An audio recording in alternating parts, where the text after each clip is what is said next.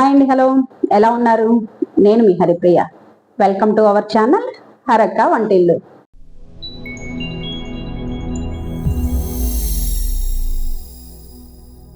ముందుగా అందరికీ శరన్నవరాత్రి దసరా శుభాకాంక్షలు అండి. ఈ నవరాత్రుల్లో భాగంగా రేపు ఆశ్వేజ శుద్ధ పాడ్యమి మొదటి రోజు. అమ్మవారు మనకి శ్రీ బాలా త్రిపుర సుందరి దేవిగా మనకి దర్శనమిస్తున్నారు. మన అమ్మకి చాలా ఇష్టమైన ప్రసాదం గూడాన్నం. మన లలితా సహస్రనామాల్లో గూడాన్న ప్రీత మానస అని ఉంటుంది. అమ్మకి ఇష్టమైన ప్రసాదం కాబట్టి అది ఎలా చేయాలో చూద్దాం. ముందుగా దీనికి కావాల్సిన పదార్థాలు చూద్దాం రండి. ఈ గ్లాసు కొలతతో ఒక గ్లాసు బియ్యం 1 గంట సేపు ముందు నానబెట్టుకున్నా అండి, కడిగి నానబెట్టాను. ఇదే గ్లాస్తో నెయ్యి అండి, బెల్లం. ఈ గ్లాస్తో మీరు ఏదైతే కొలతగా తీసుకుంటారో దానికి 4 ఇంతల బెల్లం అండి. ఈ బియ్యం 1 గ్లాస్ తీసుకున్నాం కదా, 3 ఇంతలు వాటర్, కొద్దిగా జీడిపప్పు, కొద్దిగా పచ్చకర్పూరం అండి. ఎలా తయారు చేసుకోవాలో చూద్దాం రండి. ముందుగా స్టవ్ వెలిగించేసుకొని స్టవ్ మీద గిన్నె పెట్టుకుందామండి.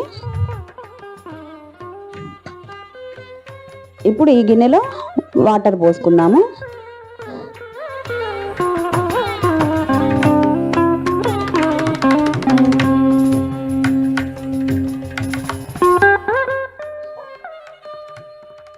మనం ముందుగా కొలత తీసుకున్నాం కదండి వాటరు, ఆ వాటర్ పోసుకొని మనం ముందుగా కడిగి పెట్టుకున్నాం కదా బియ్యం, చూడండి ఆ బియ్యం దీంట్లో వేసేసుకుందాం అన్నమాట.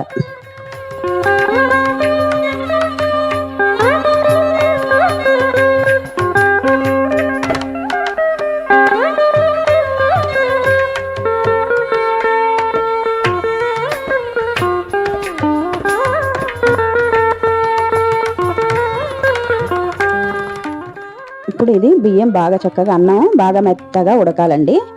ఉడికేదాకా కొద్దిగా టైం పడుతుంది. అడుగంటకుండా మధ్యలో మధ్యలో తిప్పుకుంటూ చక్కగా మెత్తగా ఉడికించుకుందాము.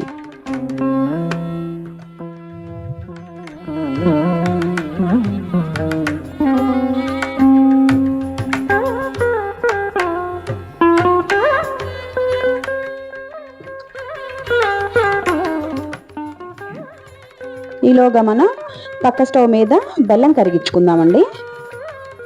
మనం కొలతగా బెల్లం తీసుకున్నాగా అది వేసుకొని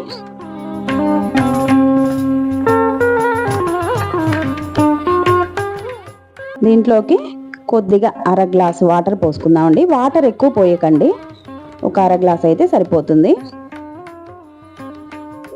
బెల్లం కరిగేదాకా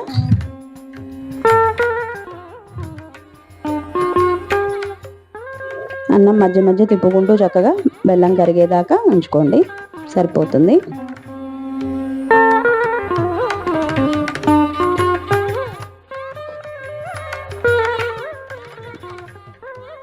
అన్నం స్టవ్ సిమ్లో పెట్టుకొని చేసుకోండి. అన్నం అడుగంటిందంటే వాసన వచ్చేస్తుందండి.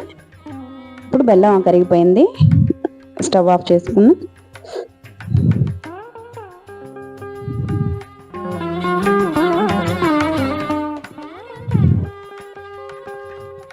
చూడండి అన్నం చక్కగా మెత్తగా ఉడికింది.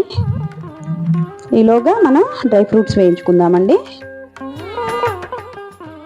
ప్యాన్ పెట్టేసుకొని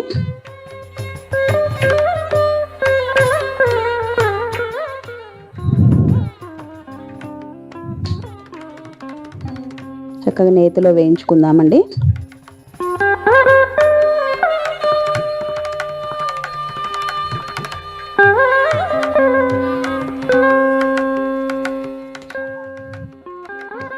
అన్నం ఉడికింది కాబట్టి స్టవ్ ఆపుకొని ఈ జీడిపప్పు ఈలోపు వేయించుకుందామండి.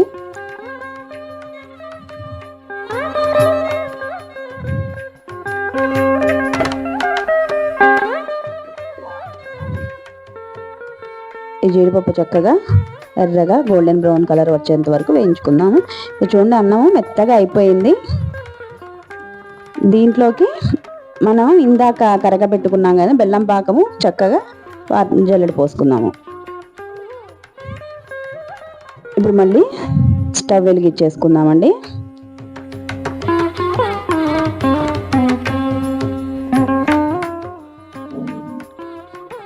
అన్నం అంతా బాగా చక్కగా కలుపుకొని పాకం అంతా దగ్గర పడేలాగా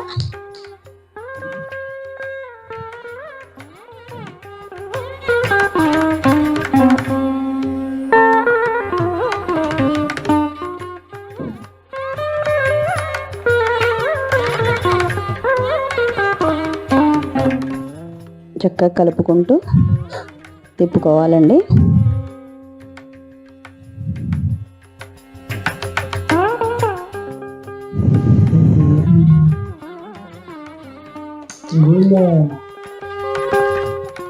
దీంట్లోకి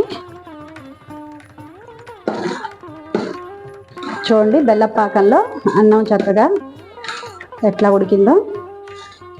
దీంట్లో కొద్దిగా నెయ్యి వేసుకుందామండి.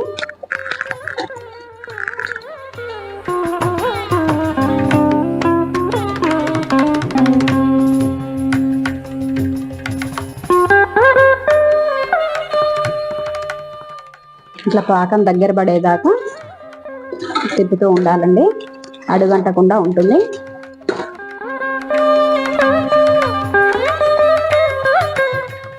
మధ్య మధ్య నెయ్యి వేసుకుంటూ ఉండాలండి.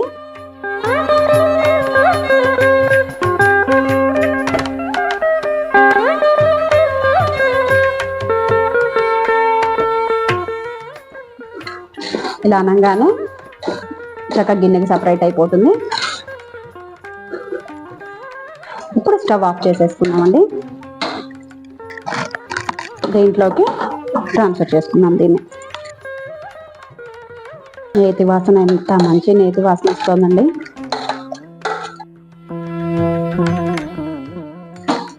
ఇప్పుడు దీంట్లోకి పైన పచ్చకర్పూరం అండి చక్కగా ఇట్లా నలిపేసి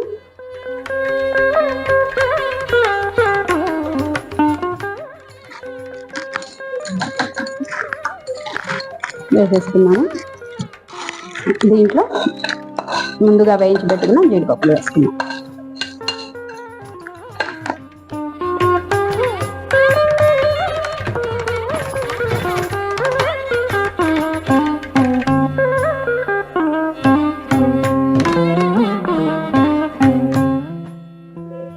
అయిపోయిందండి. చూడండి ఎంత మంచి పచ్చకర్పూరం వాసన, ఈ నేతి వాసన వస్తూ గూడన్నం ఎంత బాగుందో. ఎంత టేస్టీగా చేస్తే అమ్మవారు టేస్ట్ చేయాల్సిందే కదండి. మీరు కూడా ఇలాగే ట్రై చేయండి. మా ఛానల్ మీకు నచ్చినట్టయితే లైక్ చేయండి, షేర్ చేయండి, సబ్స్క్రైబ్ చేయండి.